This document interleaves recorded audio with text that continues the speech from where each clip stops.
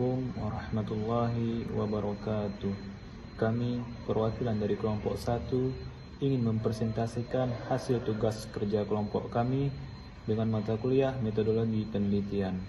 Yang mana sebelum kami memulai presentase, alangkah baiknya saya akan mewakilkan membacakan surah As-Saff ayat 10 dan 11. A'udzubillahi minasyaitonirrajim. Bismillahirrahmanirrahim. Ya ayyuhalladzina amanu hal adullukum ala tijaratin tunjikum min adzabin alim. Tu'minuna billahi wa rasulihi wa tujahiduna fi sabilillahi bi amwalikum wa anfusikum. Dzalikum khairul lakum in kuntum ta'lamun. Shadaqallahul azim. Baiklah, di sini saya akan memulai presentase.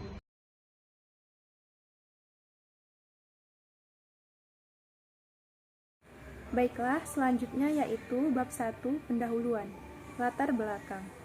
Sebagai mata kuliah, metodologi penelitian sangat penting untuk menjadi rujukan para mahasiswa dalam melakukan penelitian di semester akhir, yaitu pembuatan skripsi.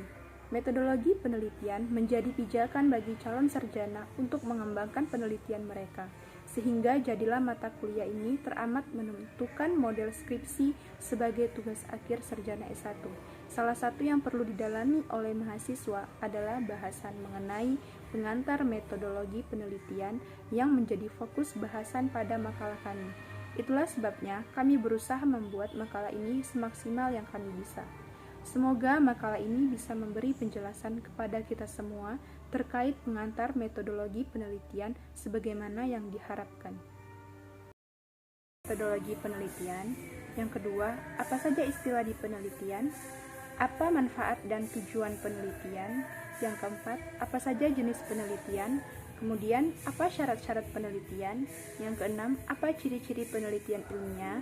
Yang ketujuh, apa perbedaan penelitian kualitatif dengan penelitian kuantitatif? Dan tujuannya yaitu untuk mengetahui apa itu metodologi penelitian. Yang kedua, untuk mengetahui istilah di penelitian. Yang ketiga, untuk mengetahui manfaat dan tujuan penelitian.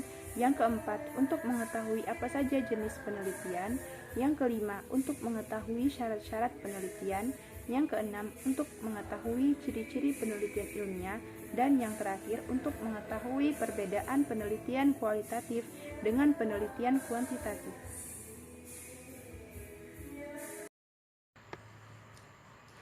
Baik, saya akan melanjutkan bab 2, tinjauan pustaka. 2.1 Definition of Bayesian Methodology. Pengertian metodologi penelitian. Metode berasal dari bahasa Yunani methodos, yang berarti cara atau jalan. Sehubungan dengan upaya ilmiah, maka metode pengangkut masalah cara kerja, yaitu cara kerja untuk dapat memahami objek yang menjadi sasaran ilmu. Logos berarti pengetahuan. Jadi, metodologi adalah pengetahuan tentang berbagai cara kerja. Penelitian merupakan terjemahan dari kata research, yang berarti penelitian. Penelitian adalah pemeriksaan yang teliti. Penyelidikan, kegiatan mengumpulkan pengolahan analisis dan penyajian data yang dilakukan secara sistematis dan objektif untuk memecahkan personal atau menguji suatu hipotesis untuk mengembangkan prinsip-prinsip umum. Dengan demikian, dapat disimpulkan bahwa metodologi penelitian adalah upaya penyelidikan yang menelusuri suatu masalah dengan menggunakan cara kerja ilmiah secara cermat dan teliti untuk mengumpulkan, mengolah, melakukan analisis data, dan pengambilan kesimpulan secara sistematis dan objektif guna memecahkan suatu masalah atau menguji hipotesis untuk memperoleh suatu pengetahuan yang digunakan bagi kehidupan manusia.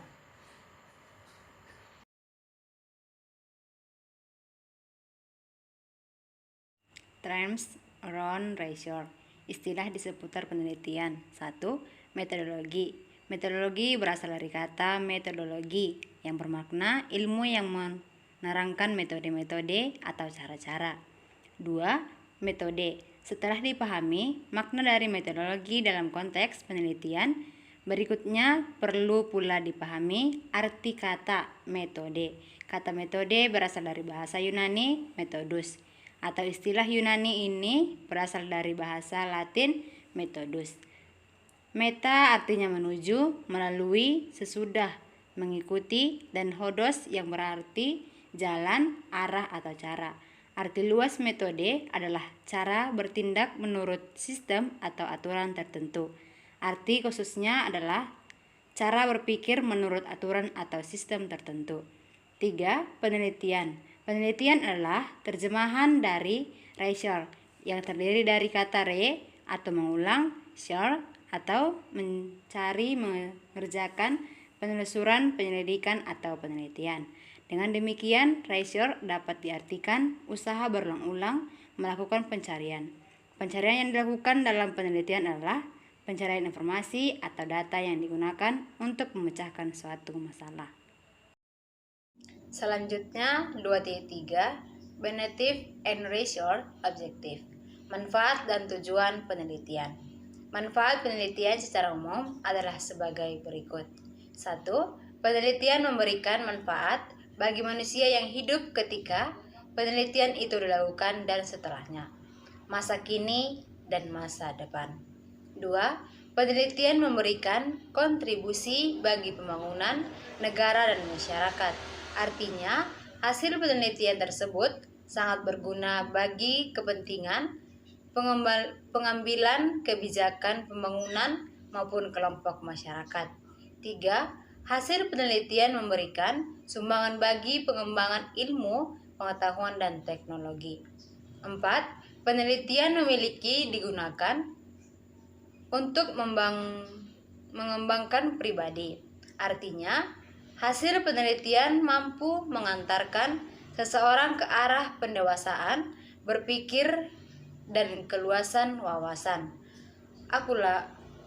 aktualisasi, berpikir, dan sebagainya. 5. Penelitian memberikan perluasan pemahaman yang lebih mendalam sehingga membimbing seseorang untuk mengambil sikap terhadap suatu personal. Tujuan penelitian menurut Sudarto adalah sebagai berikut. Yang pertama, menginventarisir data yang masih terpencar baik secara implisit maupun eksplisit dan berusaha untuk merumuskan data itu menjadi rumusan yang sistematis. Yang kedua, menyempurnakan kembali penelitian-penelitian yang telah dilakukan oleh peneliti terdahulu sehingga terjadi kesinambungan, pembaruan, koreksi, evaluasi, dan diperoleh sintetis baru yang lebih aktual. Yang ketiga, menggali data baru dengan memberi interpretasi baru sehingga diperoleh pemahaman yang lebih komprehensif dan aktual, serta memberikan penyegaran terhadap sebuah konsep yang telah mulai usang. Yang keempat, memperbaiki dan mempertahankan serta menyempurnakan tema atau bidang yang menjadi objek penelitian dengan menggunakan pendekatan dan metode baru. Yang kelima, membuat dan merumuskan hingga memperoleh pemahaman baru pada masalah-masalah yang konkret, aktual, dan praktis. Jenis penelitian. Menurut tujuan, yang pertama adalah penelitian murni. Penelitian murni menurut Jujun S. Surya Sumantri adalah penelitian yang bertujuan untuk menemukan pengetahuan baru yang belum pernah diketahui. Yang kedua, penelitian terapan.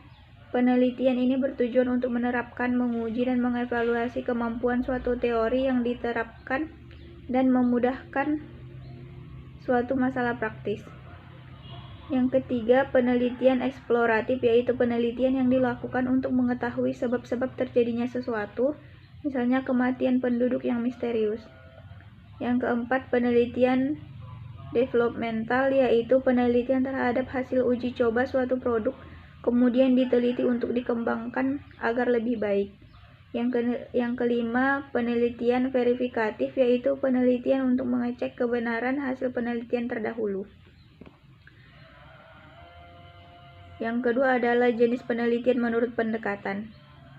Yang pertama, penelitian ex post facto Kelinger dalam Donald Ari menyatakan bahwa penelitian ex post facto adalah penyelidikan empiris yang sistematis di mana ilmuwan tidak mengendalikan variabel bebas langsung karena perwujudan variabel tersebut telah terjadi atau karena variabel tersebut pada dasarnya memang tidak dapat dimanipulasi. Yang kedua, penelitian eksperimen adalah penelitian yang berusaha mencari pengaruh variabel tertentu terhadap variabel yang lain dalam kondisi yang terkontrol secara ketat. Yang ketiga, penelitian naturalistik sering disebut penelitian dengan metode kualitatif. Metode penelitian kualitatif adalah penelitian yang digunakan untuk meneliti kondisi objek yang alami. Yang keempat, Policy Research and Masyrak 1984 mendefinisikan policy research sebagai penelitian yang dilakukan terhadap sesuatu atau melakukan analisis terhadap masalah-masalah sosial yang timbul. Yang kelima, action research atau penelitian tindakan. Davis Klein 1980 mengemukakan penelitian tindakan bertujuan untuk mengembangkan pendekatan dan program baru untuk memecahkan masalah yang timbul dalam situasi yang aktual. Yang keenam, penelitian survei adalah penelitian yang dilakukan pada populasi besar maupun kecil. Assalamualaikum warahmatullahi wabarakatuh. Saya Khairuniswa dari kelas 6H. Saya akan melanjutkan presentasi dari teman saya, yaitu penelitian evaluasi. Penelitian evaluasi adalah penelitian yang evaluasi suatu kejadian, kegiatan, dan produk yang standar dan program yang telah ditetapkan. Kemudian ada penelitian sejarah. Penelitian sejarah adalah analisis yang logis terhadap peristiwa-peristiwa yang telah berlangsung pada masa lalu. Yang ketiga ada penelitian menurut tingkat eksplanasi. Yang A, penelitian asosiatif, yaitu penelitian yang mencari hubungan antara satu variabel dengan variabel yang lain. Kemudian ada penelitian deskriptif, yaitu penelitian yang dilakukan terhadap variabel mandiri tanpa membuat perbandingan atau menghubungkan dengan variabel yang lain. Jadi variabel yang diteliti bersifat mandiri. Kemudian peneliti komparatif, yaitu penelitian yang bersifat membandingkan dua objek.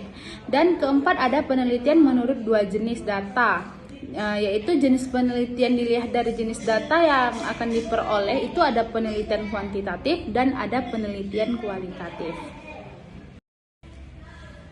Baik, selanjutnya ada research requirements, yaitu syarat-syarat penelitian.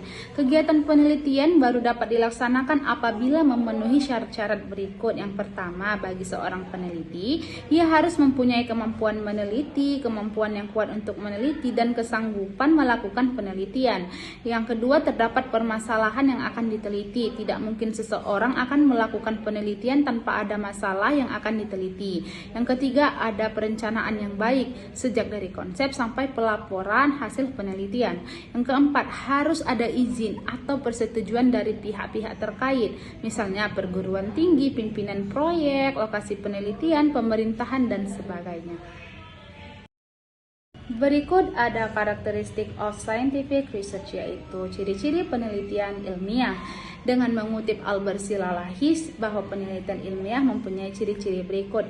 Yang pertama, mempunyai purposiveness. Setiap penelitian ini mempunyai tujuan untuk menemukan jawaban suatu masalah maupun untuk pembuatan keputusan.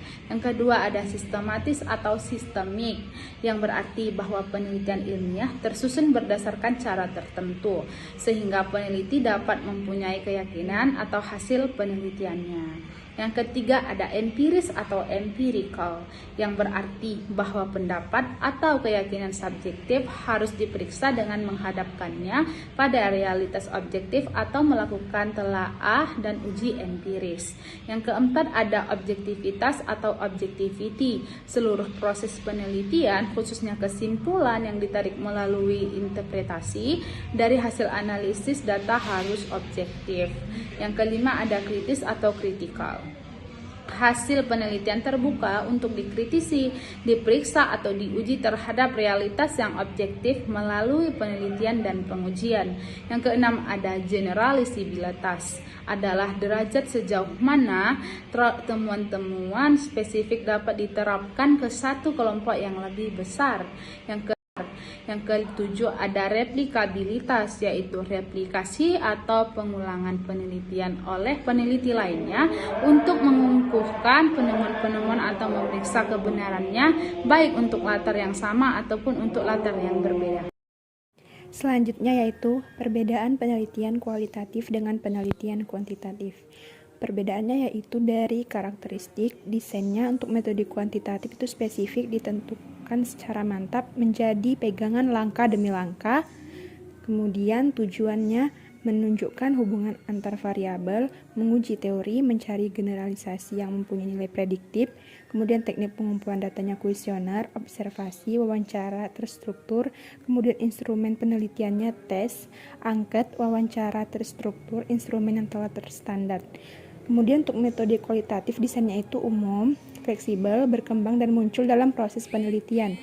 Tujuannya itu menemukan pola hubungan yang bersifat interaktif, menemukan teori, menggambarkan realitas yang kompleks, memperoleh pemahaman makna.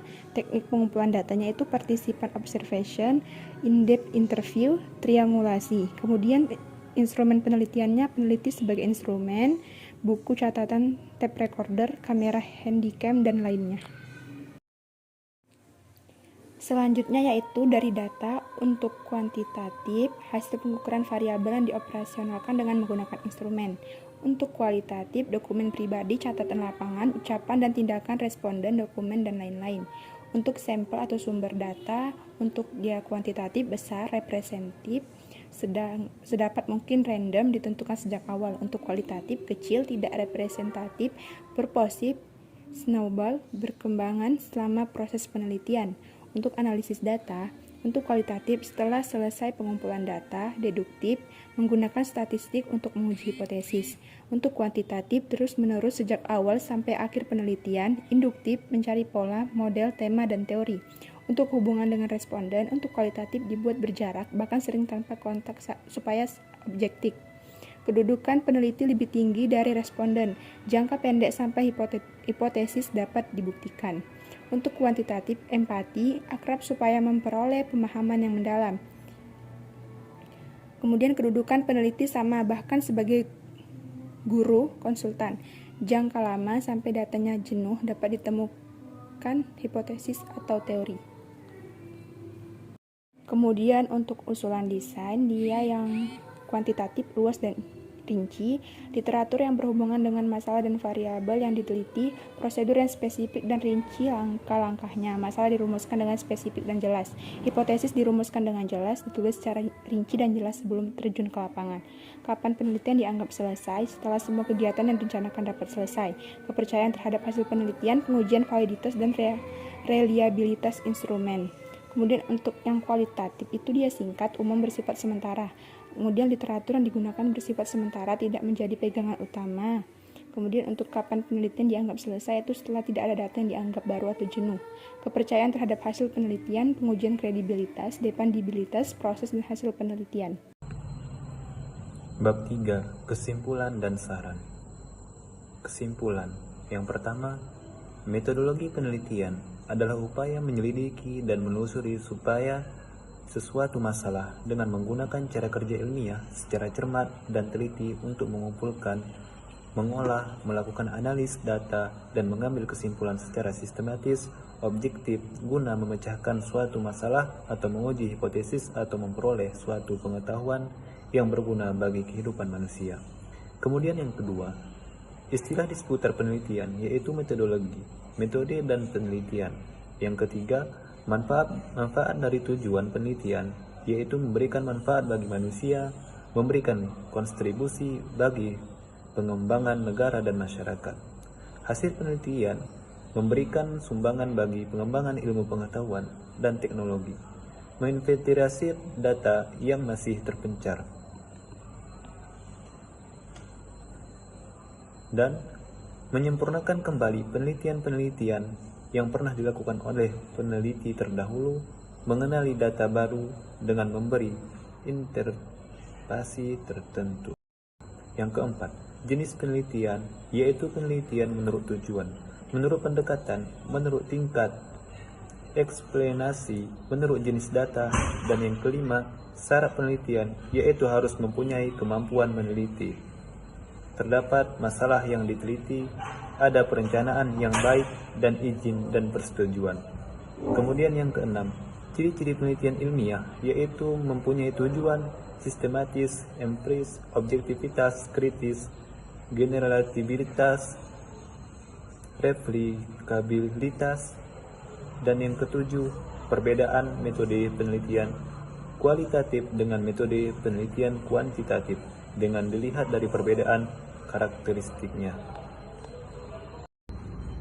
Kemudian saran. Penulis telah membahas tentang pengantar metodologi penelitian, namun tidak dipungkiri sangat banyak kekurangan dalam laporan tugas proyek yang telah ditulis.